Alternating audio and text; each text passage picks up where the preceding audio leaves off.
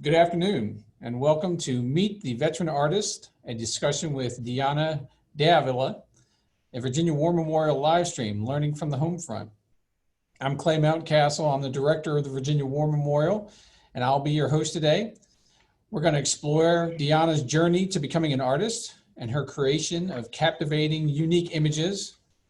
Her work has been on display here at the Virginia War Memorial as part of the inaugural exhibit for our Veterans Art Gallery. Since 1956, the Virginia War Memorial has been dedicated to the mission of honoring veterans, preserving history, educating youth, and inspiring patriotism in all. We hope you'll enjoy today's presentation and continue your interest and support of the Virginia War Memorial's education programs. If you have a question during today's presentation, feel free to submit your question using the chat feature throughout the presentation. So just type it into the chat feature, please. They will be answered at the conclusion of the program as we wrap up. And with that, thank you for joining us. And now let's meet Diana. Diana, welcome. Thank you for being here today. Thank you. Thank you for the great opportunity and the honor to display my artwork at the Virginia War Memorial. Exactly. Well, it's wonderful to have you with us, and it's wonderful to put a face to these amazing, beautiful images that we've had on display here at the Virginia War Memorial for a number of months now. And part of what we've done here with the Veterans Art Gallery is to try and show people that veterans have a lot of different aspects to them, a lot of different angles, and that oftentimes when you meet somebody who's an incredible artist, they happen to have served in our armed forces as well. And as I like to say, sometimes it's not a veteran that happens to do artwork. A lot of times it's an artist that happens to have served in the military at one point in their life. So what I'd like to do is kind of start to, if I could, using a reference here, if we could kind of paint the picture of Diana and who you are, and kind of start and tell us your initial experiences with the military. Why did you want to serve? What attracted you to the military, and what was that like? Well, I had a father who was an immigrant from Bolivia, and he came here and did a path to citizenship. And I was always so inspired by my mom and dad's love for country and for service. And while they didn't serve in the military themselves, I had cousins who served in the different academies, and I always held them in such high esteem. And in 8th grade, I decided I wanted to go into the military. And I spent the rest of my time up to the age of 16 trying to find my path. And I wanted to go medical, originally a medical career. But the Army, which was the branch I ended up serving in, had a different plan for me. And they offered me a combat military police role because I was a woman of almost 5'9", and they were just beginning to integrate women into the 95 Bravo MOS of combat MP. So when I went through basic training, 1 station unit training in Fort McClellan, Alabama, it was integrated with 3 platoons of men and 1 platoon of women. Wonderful opportunity, one of the most difficult things in my lifetime, but also one of the most gratifying. I've got a service gene in me that comes from my mom and dad. And that's While you were serving as an MP, was there any artist in you that was dying to get out? I mean, were you an aspiring artist at that time? No. I still can't draw a stick man, and I still can't write my name, you know, on a tag. But what I want to explain was when I was 18 years old and in the military, I had a motorcycle accident.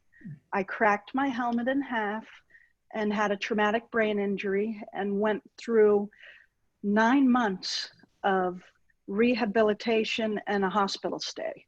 So getting out of the Army at 19, pretty busted up. Right. No, there was no artist. There was a musician, but not a visual artist. Okay. Not at all. Right. I was just going to ask, did you have a liking for art or anything leading up to this or prior to this, or Never. Was okay? All right. Okay. So how did you kind of start this art journey? What, kind of talk us through how you started on this journey and what led you to eventually becoming a visual artist? It's crazy.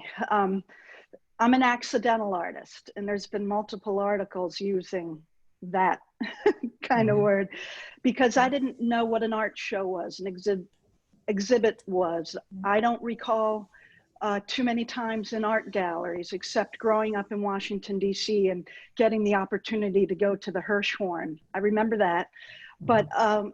no exposure to artists. Um, so an accidental artist, that TBI that I mentioned, and I was exposed to toxins in the military and was diagnosed with multiple sclerosis in 2001. In 2017, I had a relapse that was the worsening of MS and TBI, and that is where I had an art awakening. I can remember the evening. I was out in my pool, and all of a sudden I've got colors in front of me, and I'm wondering what is happening to me. And after doing some research and being in touch with a doctor and learning that there are some people with brain injuries and strokes who awaken to these kind of superhuman artistic and musical and math and calendar counting abilities. It's called acquired savantism. So my research brought me to the top doctor in the world, Dr. Daryl Treffert, who actually,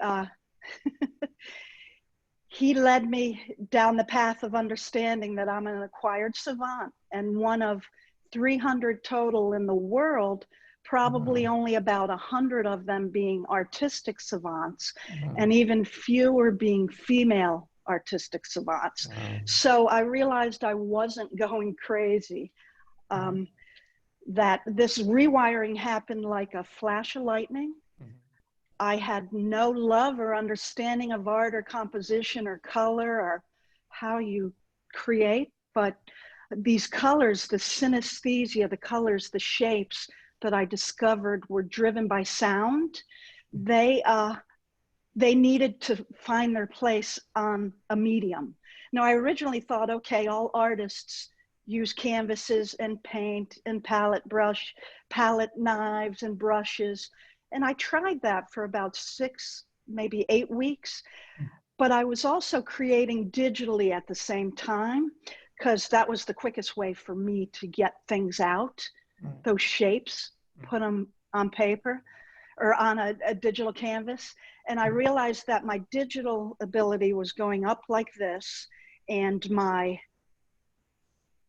using regular medium was not advancing in the same way. There wasn't a comfort level. Now, Sure. I come from a computer background, so I had a bit of that on my side, Mhm. and I took advantage of it, and my art just continues to advance. Wonderful. Yeah. Well, we have some examples here of what we're talking about, and as we've mentioned, you've been so kind to provide us with some of your great artwork that we've had on display here at the Virginia War Memorial. I believe these two pieces, the one on the left is Centrifuge, and the one on the right is Old Glory. Yes. Kind of start explaining to us for the person that's not familiar with digital artwork. How do you go about creating works like this? Now, okay, so my art has advanced tremendously since these pieces, and I've Right. moved into more algorithmic art. But Mhm. centrifuge is actually a fractal, and a Mhm. fractal is based on self-similarity, fractal geometry. So if you were to look at the branch of a tree, you'll see, that things, they stay the same in structure, but they either decrease or increase in scale. So self-similarity. And if you were to look at some of my other pieces, you Mhm. would see self-similarity playing out. So Mhm. actually centrifuge is a fractal that I turned into an abstract. Mhm. And then Old Glory is actually just an abstract flag working with something that kind of arrived in my mind's eye. Now, when I create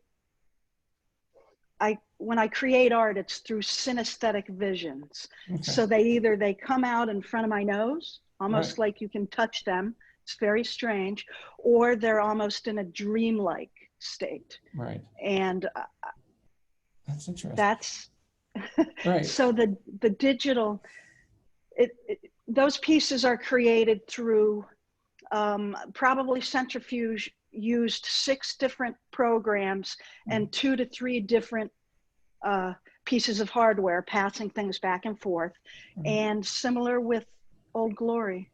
Wow. We have some specific questions here from some of the folks that are joining us on the program and watching along. Barb has a question for you. She asks, do you create directly on the computer, or do you use Scratch or brainstorm on paper first? That's a good question, Barb. No paper. I have a tremor, so even doing straight lines would not work. So I use artificial intelligence, and anything I can figure out, I'm constantly learning, experimenting. So they arrive in the canvas of my brain and in front of my nose, and then I hit the digital canvas directly. No paper, pencil, crayons, paints, colored pencils involved. Right. Thea, who is an aspiring artist at age 7, would like to know, how do you make it look like there are layers that you can reach into? That's interesting. And that's part of my synesthetic vision. It happens. I use different programs. I'm trying to take what I see and make it happen digitally. A lot of the layering can happen with fractal programs and creating vectors, adding illumination. There is no clear workflow for the work I create. I mean, so creating centrifuge, could I do it again? I don't think so. Centrifuge is a one of a kind. It's a one of a kind work process. The layers just seem to happen, and that's the way I see and feel them, almost in 3D. Wow. Well, we have an example of something you provided for us. Now, I think most people will look at this and maybe feel a little anxious because you have no idea how this works. But as you explained to me, this is part of your process. Yes. Yes, and this is probably one of the first parts of my process when I was creating centrifuge or any one of my fractals. This is just a snippet of the code to let you show that I'm really working with script. I'm working with a different language. And then that turns into the visuals that you see. And it's called Fractal Geometry. And it's amazing. And I have never, ever, had any experience with it prior to 2017. Nothing. Wow. Did you take how did you learn this process? Did you take a class, or because I look at this kind of stuff, I'm like, boy, someone would really have to explain all this to me for a long time. No. Oh, really? No art class, no coding class. So I think part of the acquired Savant gift is the compulsion, the drive to have to create. And since I have that computer background, I find learning software a lot easier. And I think that's part of the gift as well. I have no clear logical explanation for it, Clay. Wow. Oh. And I'm learning new programs constantly. So you're going to show some of my motion art, sure, which is some of the newest. And that, I mean, I'm amazed. I can actually step back from my work and be amazed at the gift. And that's its own gift to me unto itself, because I'm never bored. That's great. All right, yeah, let's, here's 2 more examples of work that we have on display here, and very different. What I like is the array. It's not, very different. So you've got simple things on the left, and then looking at the right, I think that's Heavenly Ascent right there, which I've seen a lot of people will stare at that work, Heavenly Ascent, and just kind of stare at it and be mesmerized by it and be sucked into it for a minute or two, because it does almost feels like the lights are shining at you in electrical. But one thing that came to my mind is, so this is a way to put this: do you choose the scene or the setting or the image, or does it almost choose you? Or, you know what I'm saying? Do you have any control? Like, I look at simple things, and did you sit down and think, today I want to draw something that reminds me of the ocean or something? Or did it just No, present itself? no. It controls me. And the voice is really, I mean, I like to say it's consistently inconsistent. And I've discovered that my series, so I did a bird series, for instance. I did a series of pop art, and they come suddenly and dramatically, and they kind of possess me in a way. And I don't go about wanting to create, I mean, simple things as that ocean scene. And that's actually a fractal. You know, and it's a fractal manipulation. So I've added different elements to it, you know, to make it look like a seashore. But I didn't go about with any vision of creating that. So I have discovered that my series tend to last between 2 and 3 weeks, and they can come in a rush of 20 pieces. And, you know, just, it's crazy. Yeah. How do you know when a piece is done? It is. You know? It's done. And I know, no more touching, complete. Okay. Wow. That's great. We do have another question from a viewer, Kateri, age 9 aspiring artist, and a 9-year-old aspiring artist out there wants to know, do you use your art to help heal wounded soldiers or others? You know, I'm a wounded soldier, and my art actually is very therapeutic to myself. I mean, when I create my motion art, that helps with insomnia. It helps with the anxiety. It's just very soothing. And sometimes I put sound to it. So I've made, for instance, I've made a couple of 20-minute long motion sequences that I've put on Vimeo. And I have made them available to veteran artists. And I've had several with PTSD who have asked for it. So instead of charging $5.99 or something, I give them a free code. And I have a service gene in me, so I will help any way I can and how I can. All right. Well, speaking of which, let's get to some of your now. Was this a gradual process by where you started to arrive at artwork that had movement in it, things, or was it something that you thought about and said, "Hey, let's try something different"? Never. Okay. Well, interesting. So this was a piece that was created without the dispersion that you see, and it's called Heart of the Machine. But part of the synesthesia that I experience is movement. So art I was creating for the first year and a half or so. I can't even put a time frame. I'm almost coming up on 3 years, maybe 4 of being an artist. June, July 2017. So I see things in motion. Well, I finally arrived on a way to put it in motion so I can share what I experience with the onlookers. So it isn't something I particularly go after. It kind of comes to me. And so I do a mashup of different processes, devices, applications, and I make it happen. And I've actually been asked by several people, can I pay you to learn how you create your art? Can you help me? And I have to tell them, I'm sorry, but I can't, because there's no clear process, and it's very, I mean, it comes to me as a flash, a compulsion, and it creates itself through me. Wow. We have a question from Michelle out there participating with us. Michelle wants to know really about your process. Do you set aside a specific time each day to create, and from where do you draw your deepest inspiration? Hi, Michelle.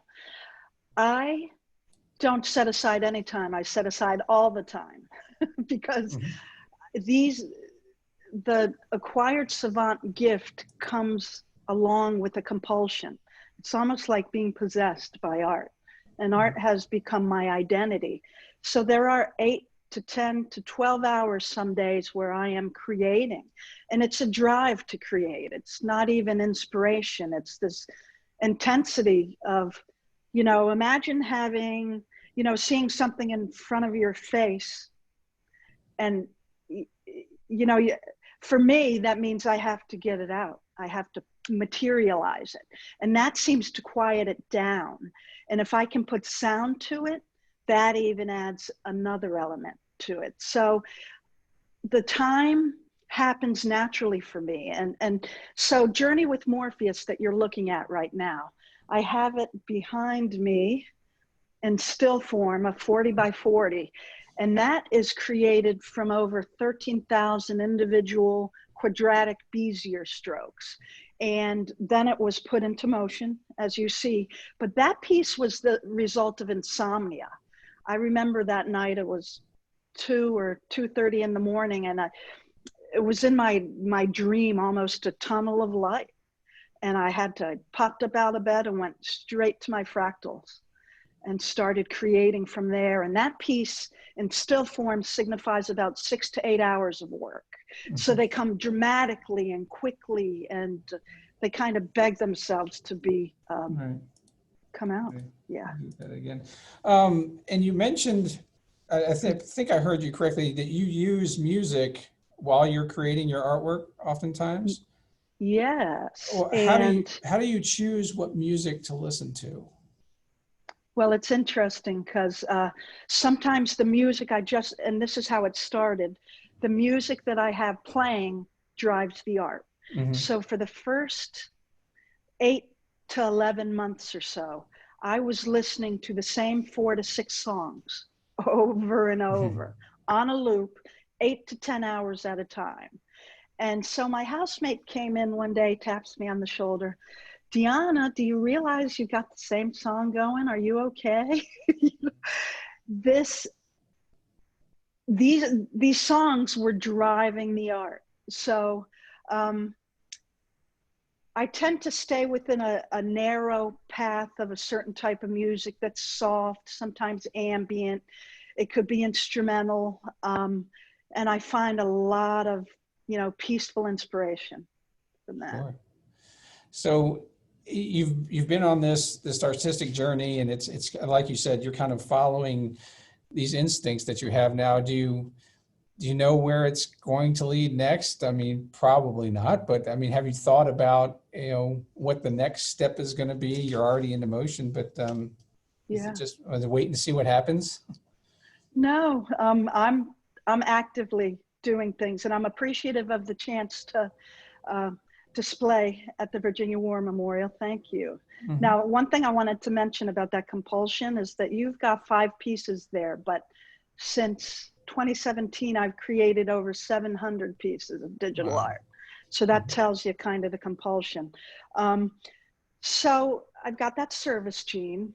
Mm-hmm. So I'm working with a couple of nonprofits. One is a local rescue, Satchel's Last Resort, in Sarasota, Florida, and I've done a billboard for them and different flyers, postcards. And one of the biggest things that I'm undergoing right now is I am co-founder and director of the Savant Artists Collective. Oh, okay. So I knew that I wasn't the only one, and hello, Alder.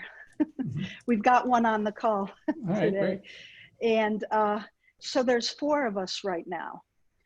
There's 4 of us who share this uncommon gift. And so I've started an organization. It's pretty much a collective, a club. It's not like it's a foundation or nonprofit at this point.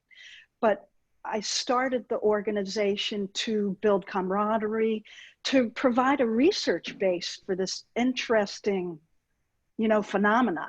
Right. For researchers. And I'm actively reaching out to researchers with an advisor who's working with me in the collective. So if you're interested, it's Savant Artists with an S.art. And that is, I mean, you can meet the 4 of us in our mission statement. So I'm kind of putting a lot of energy into that because I know that there's a lot of curiosity with the Savant side and a need for research and the potential to unlock this kind of genius in all of us. And I think we're close. Right. Yeah. Well, that's great. Great that Everybody's, you're helping with the community that establish this community. This, like you said, there's not a whole lot of you guys out there, but it's yeah, great that you're connecting with those that you know of, and that way, when more present themselves, you'll have a place for yes. them to go and share and all those things. This is wonderful. One thing I was thinking about. So for those people that have not yet been able to see Deanna's work here at the War Memorial, you do this wonderful presentation where you have the artwork, like for instance, if we're looking at Simple Things or Heavenly Ascent, can you explain how you have those printed with acrylic, or just give people an Oh, idea about yes, how yes. they look, you know? Yeah. So the art is so different in the digital. So the mediums I use to print are HD acrylic, which is like, it's a plexiglass, Mm-hmm. and it uses a metallic paper underneath that provides a wonderful sheen. And then the other way I print is directly on metal, either with a matte or a glossy type of finish. These are just the perfect kind of expression of this new way of creating art. Now, I have printed on canvases, metallic canvases, for instance, Mm-hmm. but I really love the metal and the HD acrylic. Right. And now with your motion artwork, I imagine that if somebody wanted to incorporate that into their home or something, or office, all they would simply need would be some kind of screen, monitor, flat screen, almost kind of, you know, anything that can project or pull up a file. And what types of files are these motion, when you're on your Vimeo, if someone were to go to your Vimeo and get access through you or others to download, what I'm just, for the person that'd be like, I love that, I want to have that in my home somewhere, could they Right. go about doing that? Yeah, well, I do have them for sale, and I sell them on Sedition Art. That is where I have like 10 pieces at this Mhm. point, different ones. But on Vimeo, I offer several for sale. And yes, what a person would do, they could either use the Sedition Art platform, Mhm. which that allows a person to buy a limited number. So Right, I've got 50, let's say I've got a series of 50 of Journey with Morpheus, for instance. right, So people buy them in a series, and sure. Sedition Art actually controls the pricing and the delivery and the Mhm. fact that you get a certificate of authenticity. But if we went through Vimeo, somebody would need well, in either case, an LCD screen, a TV, Sure. and a Mhm. special program. Yeah. Right. Well, just looking at, it's almost like if I were having trouble sleeping, I would love to just be able to pull this up on my TV and be able to just kind of stare at it, put some music on, stare at it for a while, and who knows, maybe within a few Yeah. minutes I'll be drifting off. So I that's did absolutely. two of them. I did one that looks like tree rings, and I called it the living tree, and it actually is so sedating with the Right. very ambient music and sounds, and it's 20 minutes long, and it puts me out like a light, and Right. most people. It's absolutely fascinating. It's wonderful. And Yeah. I wanted to make sure people knew about the artwork, and I wasn't able to get the image on here, but we also have your self image that you did, artwork Yeah. of your own picture of when you were in the military, a self portrait. That's really neat, on display here as well. But what we're doing is here for the last 2 weeks of this exhibit, this great exhibit, is we're doing our online offering for people that can't get here to the War Memorial. If people go, starting with the end of the day today, if people go to warmemorial.org/shop, they can go to our shop and they Wonderful. can purchase your artwork through the War Memorial shop, and have their Wonderful. own beautiful piece of artwork that you've put together. And like you said, this is artwork that people aren't going to see anywhere else. And the story, I think, almost as important as the imagery that we see when we see your artwork is just the story that goes behind it and what you've explained to us, and how Yeah. you've been on this artistic journey and how it's brought you to certain places, and the fact that, you know, the way you described to me that, you know, you've done how many thousands of images, and the compulsive nature of it, but they're all individual, they're all unique, and they're all individual, and they can't be recreated. And I think that's in of itself is an amazing aspect of this. And so it's just, Yeah. it is such an interesting and inspiring story in a lot of ways. Here in the state of Virginia, where we are, it's Artober month, and Awesome. we have organizations all around the Richmond Metro, like Culture Works and Erin, who's out there, and she's doing wonderful work. And it's all focused on raising awareness for individual artists, their artwork, and how artwork creates a community and brings everybody together, and the shared experience of artwork. And so we've just been, more than happy to have your interesting artwork as part of our Veterans Art Gallery for the inaugural. So I love it's it. been so Thank you. wonderful. Let me go here and look on our chat and see if we've got a few questions here that I did not. Let's see. We do have one, and we can go back a little bit from Alder, who's out there. Hello, Hi, Alder. Please describe synesthesia and how you experience it. So synesthesia is the crossing of senses. So you might smell a color, or you might see a smell. For me, the colors take shapes. So orange might be a circle, and blue might be a square.